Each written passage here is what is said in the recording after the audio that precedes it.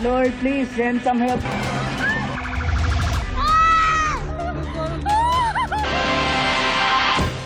Magandang gabi po, Luzon, Visayas at Mindanao. Umakyat pa sa 72 ang nasawi sa magnitude 6.9 na lindol sa Cebu. Oras ang hinahabol ng mga rescuer sa paghuhukay sa mga natabunan ng guho. Tuloy rin ang pagtitiis ng mga nakaligtas. Bukod sa 2,000 aftershocks, iniinda rin nila ang mga pag-ulan. Ang ilan sa kanila, ibinalot na sa plastic ang sarili para hindi po mabasa o kaya naman ay natutulog na lamang sa kulungan ng mga baboy. Nakatutok si Ivan Mayrina.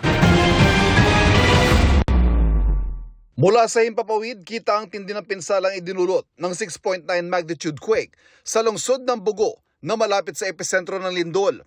Sa videong ito, kita ang rescue team na abala sa pagkuha sa katawan ng isang biktima. Pahirapan ang rescue and retrieval operations na kinailangan ng gamitan ng mga jackhammer at iba pang heavy equipment. Ang mga biktima kalunos-lunos ang sinapit, tulad ng batang lalaki ito na nadaganan ng gumuhong parte ng tinutuluyang 2-story pension house sa lungsod pa rin ng Bugo. Kasama niyang nasawi ang kanyang ina na sunod na na-recover ng mga rescuer. Hinahabol ng rescue teams ang oras sa pag-asang may mahanap ang buhay sa ilalim ng guho. Nagmamadali talaga tayo. Buhay yung ano natin, ma'am. Kami, ma'am, as mga responders, as rescuers, ma'am, hindi kami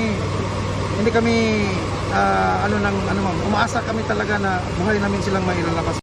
Sa ngayon, mahigit 70 na ang bilang ng nasawi sa iba't ibang bahagi ng Cebu. Abot-abot ang hinagpis ng mga kaanak ng mga namatay.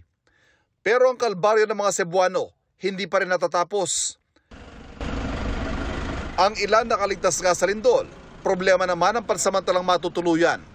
Ang mga residente ito sa bayan ng Medellin sa kalsada na naglatag ng kanilang mga sapin at nagpalipas ng gabi. Sumubay pa sa kanilang alalahanin ang pagbuhos ng ulan. At dahil hindi pa masilungan ang kanilang mga tahanan, ang ilan ibinalot ang kanilang sarili sa plastic bilang proteksyon. Kaduha namang bakwit dere sa baboy. Sa bayan ng San Remigio ang pamilyang ito sa kulungan ng baboy na piling matulog.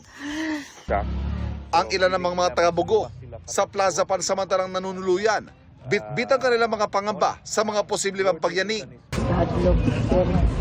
Grabe ko tusog. Wa pa ka mauli eh. Wala po. Ayon sa FIVOX, umabot na sa mahigit 2,000 ang mga naitatalang aftershocks at inaasahan magtutuloy-tuloy pa sa mga susunod na araw. Ang isang nga kagabi, umabot pa sa magnitude 5 ang lakas. Kinakabahan po kami ngayon kasi palagi pong may aftershock. Hanggang ngayon, hindi po namin mabibilang yung aftershock kung ilan ng aftershock ngayon. Kasi marami na kasi sir eh. Kagabi pa eh.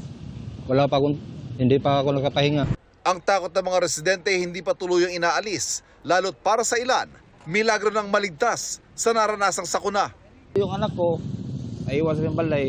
Salamat ako sa Ginoo kasi walang nangyari sa kanila.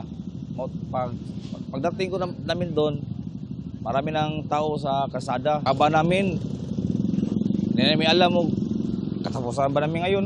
Hanggang ngayon parang nanginginig pa yung kalamnan ko dahil sa takot. At maiiyak ako dahil sa takot. Sa gitna ng takot at pangamba, mga Cebuano patuloy na kinakapitan ang kanilang malalim na pananampalataya at pag-asa. Salamat lang sa Ginoo ka naluwas sa taon. Salamat kay Lord. Ang hirap pala. Pero okay lang, nandyan naman siya. Para sa GMA Integrated News, Ivan Mayrina, nakatutok, 24 oras.